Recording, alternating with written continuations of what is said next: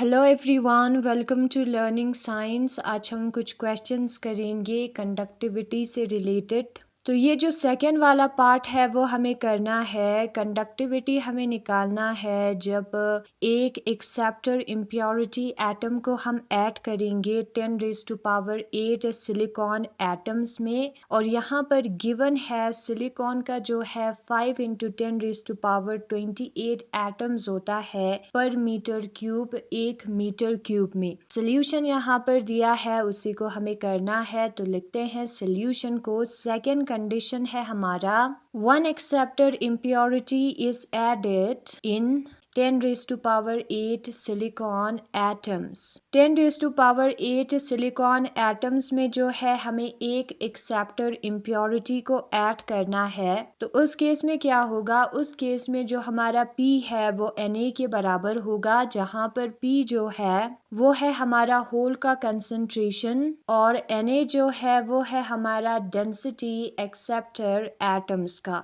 अब यहाँ पर एक्सेप्टर एटम्स होगा क्योंकि हमने एक्सेप्टर इम्प्योरिटी को ऐड किया है। तो P जो है वो Na के बराबर होता है, जहाँ पर Na जो है वो है हमारा एक्सेप्टर डेंसिटी, या इसको हम कहते हैं डेंसिटी ऑफ एक्सेप्टर एटम्स। हम सपोज करते हैं कि हमारे पास एक क्यूब है और उस क्यूब का है हमारा वॉल्यूम, ठीक है। तो यहाँ पर क्या होगा, यहाँ पर इसका वॉल्यूम जो है हम मानते हैं मीटर क्यूब है, 1 मीटर क्यूब है, ठीक है। तो उस केस में क्या होगा, उस केस में इसमें जो है 5 × 10⁻28 एटम्स प्रेजेंट होगा।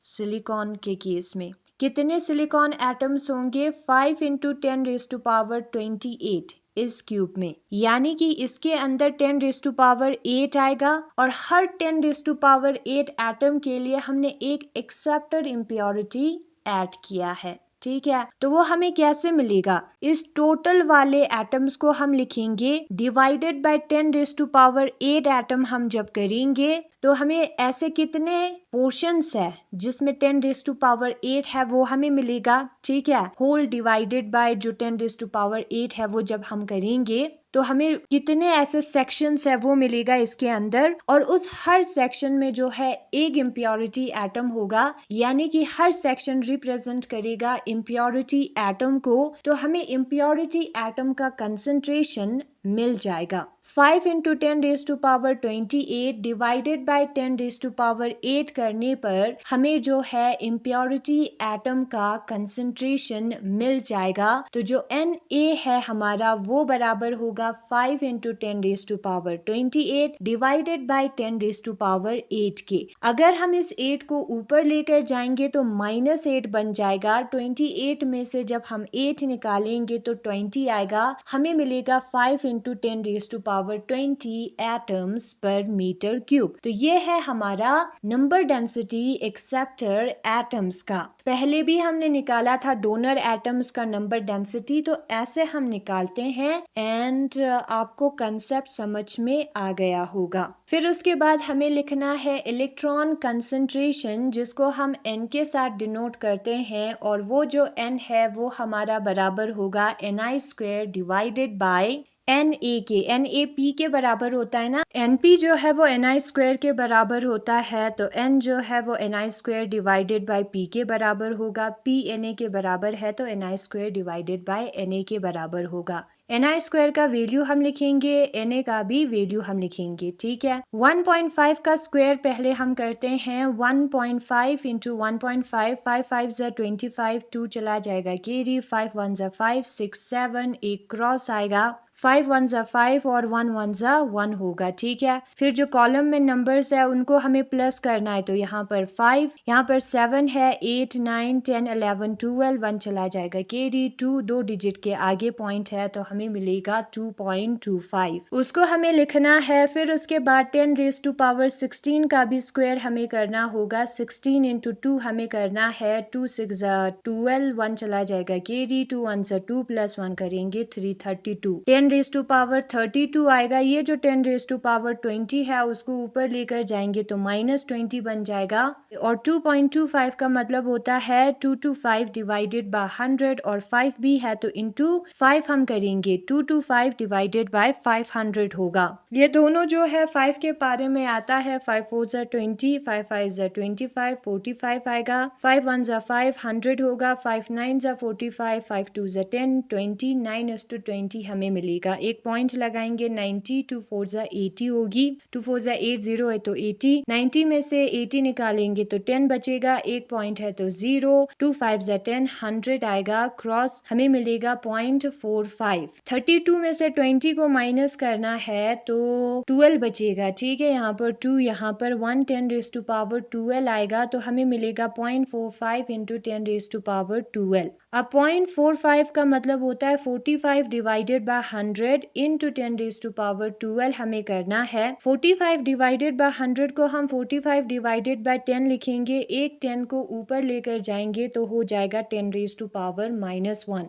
तो 45 डिवाइडेड बाय 10 का मतलब होता है 4.5। 12 में से 1 निकालेंगे तो आएगा 11, तो मिलेगा 10 रेज टू पावर 11। तो ये जो है हमारा है इलेक्ट्रॉन का concentration. 4.5 into 10 raise to power 11 electrons पर मीटर क्यूब। ये है हमारा इलेक्ट्रॉन का कंसंट्रेशन। हमें इलेक्ट्रॉन का कंसंट्रेशन नहीं निकालना है, हमें कंडक्टिविटी निकालना है जिसमें इस टर्म का यूज होगा। ठीक है, ये पी टाइप होगा क्योंकि एक्सेप्टर हमने ऐड किया है। तो सिग्मा पी टाइप जो है एन ई म्यू एच के बराबर होता है। एन का वैल्यू है 5 इंटू 10 रेज टू पावर 20, उसको हम लिखेंगे। ई जो है वो इलेक्ट्रॉन पे चार्ज है 1.6 इंटू 10 रेज टू पावर -19, उसको भी लिखेंगे। म्यू एच मोबिलिटी है होल का, उसको भी हम लिखेंगे जो कि होगा 0.05।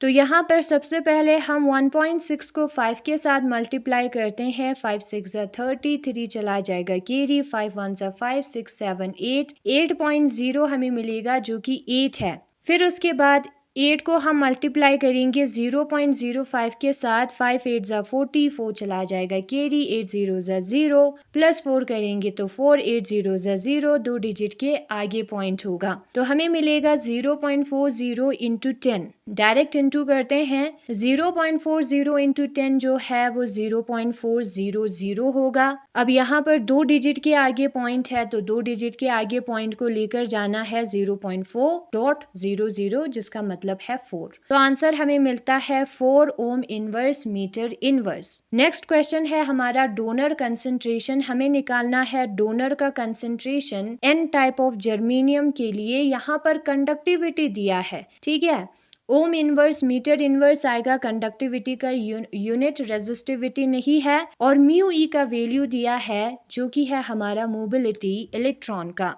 गिवन को हम लिखेंगे और डोनर का कंसंट्रेशन हम निकालेंगे। ऊपर हमने ये फॉर्मूला यूज किया था एन टाइप के लिए, पहले वाले वीडियो में आपको मिलेगा। तो इसमें अगर हमें एन निकालना है विच इज एन डी, तो वो जो है sigma upon mu e upon e के बराबर होगा। तो करते हैं इस क्वेश्चन को कॉपी पर। सबसे पहले हम लिखेंगे गिवन को। गिवन में दिया है सिग्मा जो कि है हमारा कंडक्टिविटी। सिग्मा हमारा बराबर होगा 10 raise to power -2 ohm metre के। ओम इनवर्स मीटर इनवर्स होता है कंडक्टिविटी का यूनिट, तो यहाँ पर हमें इनवर्स का यूज करना है। ठीक है, बुक में मिस प्रिंट हुआ है। फिर उसके बाद हम म्यू ई का वैल्यू लिखेंगे जो कि हमारा बराबर होगा 0.39 मीटर स्क्वायर पर वोल्ट पर सेकंड के। ये इलेक्ट्रॉन का मोबिलिटी है। फिर हम निकालेंगे डोनर कंसंट्रेशन। गिवन को ब्लैक पेन से लिखा है। डोनर कंसंट्रेशन का फॉर्मूला होगा ND is equal to sigma.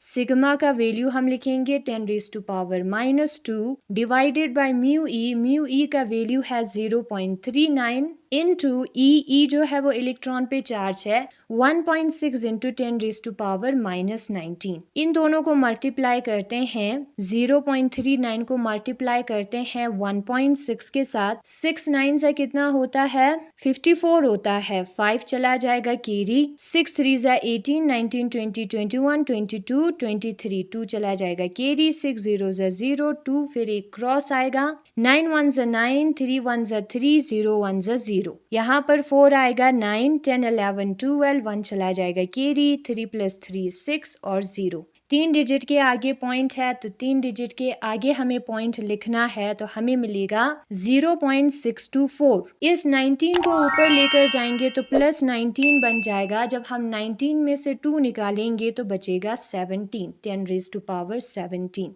10⁻17 को यूं ही रखना है। 1 डिवाइडेड बाई 0.624 को हमें सॉल्व करना है। क्या करेंगे, सबसे पहले हम राउंडिंग ऑफ करेंगे। राउंडिंग ऑफ करने पर बचेगा 1 डिवाइडेड बाई 0.6। 0.6 के जगह पर हम 6 डिवाइडेड बाई 10 लिख सकते हैं। 10 थर्ड पे प्रेजेंट है, फर्स्ट पे लेकर जा सकते हैं तो 10 डिवाइडेड बाई 6 होगा। 6 1 ज़ा 6, 10 में से 6 निकालेंगे तो 4 बचेगा। एक पॉइंट लगाएंगे तो बन जाएगा 40। 6 6 ज़ा 36 होता है, 6 7 ज़ा 40 से ग्रेटर नंबर होता है, तो हम 6 के साथ इंटू करेंगे तो 36 आएगा। तो हमारा आंसर होगा 1.6। तो इसके जगह पर हम 1.6 लिख सकते हैं इंटू 10⁻17 पर मीटर क्यूब हमें लिखना है। और वही सेम चीज बुक में दिया है, कंडक्टिविटी हमें निकालना है। जब एक्सेप्टर इम्प्योरिटी एटम को एक हम ऐड करेंगे 10⁸ सिलिकॉन एटम्स में, यानी कि 100 मिलियन सिलिकॉन एटम्स में, सिलिकॉन के 1 मीटर क्यूब में कितने सिलिकॉन होते हैं? 5 × 10⁻28 सिलिकॉन होता है। तो इसको हमें निकालना है, सेकेंड वाले पार्ट को। बाकी सारे हमने पहले वाले वीडियो में किया था। तो यहाँ पर हम कंसेप्ट समझते हैं। n × 10⁸8 जो है वो 5 × 10⁻28 टोटल वॉल्यूम के बराबर होगा। n टाइम्स 10⁸8 करेंगे तो हमें टोटल वॉल्यूम मिलना चाहिए। ठीक है, 10⁸8 को हमें ध्यान में रखना है, क्योंकि 10⁸8 के लिए एक इम्प्योरिटी है हमारा। ठीक है, इंटू n करेंगे तो n जो है वो हमारा कितना होगा? 5 × 10⁸28 डिवाइडेड बाई 10⁸8 के बराबर होगा। यहाँ पर मैं सपोज करती हूँ कि हमारे पास एक बहुत बड़ा वॉल्यूम है जिसको मैं V के साथ डिनोट करूंगी, और इस वॉल्यूम में छोटे छोटे हिस्से हैं, और ये जो हिस्सों का नंबर है वो है n। हर हिस्से में 10⁸8 सिलिकॉन एटम है। टोटल है 5 × 10⁸28। तो अगर हम टोटल को डिवाइड करें एक हिस्से वाले से तो हमें टोटल नंबर मिल जाएगा, कितने कंपार्टमेंट्स थे वो मिल जाएगा। तो वही फॉर्मूला यहाँ पर यूज हुआ है। तो हम इम्प्योरिटी का कंसंट्रेशन ऐसे निकालते हैं। वॉल्यूम में एक एक्सेप्टर इम्प्योरिटी है 10⁸8 सिलिकॉन एटम्स के लिए, तो होल का जो कंसंट्रेशन है उस केस में वो डेंसिटी ऑफ एक्सेप्टर एटम्स के बराबर होगा। हम होल का कंसंट्रेशन निकाल रहे हैं, उस केस में P जो है वो Na के बराबर होगा। Na कैसे निकालना है, एक्सेप्टर एटम कितने हैं वो कैसे निकालना है, वो मैंने आपको पहले बताया। ये जो हम जिसे लॉ ऑफ मास एक्शन कहते थे, Np = Ni² होता था, उसी को यूज करके हमें जो है इलेक्ट्रॉन का कंसंट्रेशन मिल जाएगा। यहाँ पर P है, लेकिन P हमारा Na के बराबर है तो Na भी हम लिख सकते हैं। Ni² का वैल्यू लिखेंगे, Na का वैल्यू लिखेंगे, उसको सॉल्व करेंगे तो हमें इलेक्ट्रॉन का कंसंट्रेशन मिल जाएगा। P टाइप ऑफ सेमीकंडक्टर का फॉर्मूला क्या होता है कंडक्टिविटी का? Ne/μh के बराबर होता है। तो N का वैल्यू, E का वैल्यू, μh का वैल्यू जब हम लिखेंगे तो हमें जो है आंसर मिल जाएगा। हमने यहाँ पर P का वैल्यू लिखा है तो P आना चाहिए फॉर्मूले में। ठीक है, तो आंसर हमें मिल जाएगा। फिर उसके बाद नेक्स्ट क्वेश्चन है, हमें निकालना है डोनर का कंसंट्रेशन N टाइप जर्मेनियम में। यहाँ पर कंडक्टिविटी दिया है जो कि हमारा बराबर है 10⁻⁻² ओम इनवर्स मीटर इनवर्स के। रेजिस्टिविटी नहीं कंडक्टिविटी है, और टेम्परेचर दिया है 300 केल्विन, और उसके साथ साथ यहाँ पर दिया है मोबिलिटी ऑफ होल्स जो कि हमारा बराबर होता है 0.39 मीटर स्क्वायर पर वोल्ट पर सेकंड के। सबसे पहले हम गिवन को लिखेंगे, फिर डोनर कंसंट्रेशन हम निकालेंगे जो कि N सबस्क्रिप्ट D के बराबर होगा। ठीक है, इस वाले फॉर्मूले को यूज किया है। यहाँ पर N के जगह पर Nd हम लिख सकते हैं, तो सिग्मा E/μe के बराबर होगा Nd। वैल्यूज पुट करेंगे तो हमें आंसर मिल जाएगा। तो यही है आज का हमारा क्वेश्चन। 2 क्वेश्चंस, एक में हमने कंडक्टिविटी निकाला, दूसरे में कंसंट्रेशन निकाला। यहाँ पर आप फॉर्मूले में देख सकते हो PP लिखा है which is concentration of proton. ये इलेक्ट्रॉन का चार्ज, प्रोटॉन का कंसंट्रेशन और मोबिलिटी होल का। तो बुक में मिसप्रिंट हुआ होगा, प्रोटॉन का कंसंट्रेशन हमें यूज करना था लास्ट पर। और Na कैसे निकालना है वो भी यहाँ पर दिखाया है। Na जो है वो sigma divided by E mu H के बराबर होगा Na। ठीक है, अगर हमें निकालना है Nd तो सिग्मा अपॉन म्यू E आएगा, जो कि हमने किया था। और जो फॉर्मूला यूज हुआ है दूसरा फॉर्मूला वो है हमारा लॉ ऑफ मास एक्शन वाला फॉर्मूला।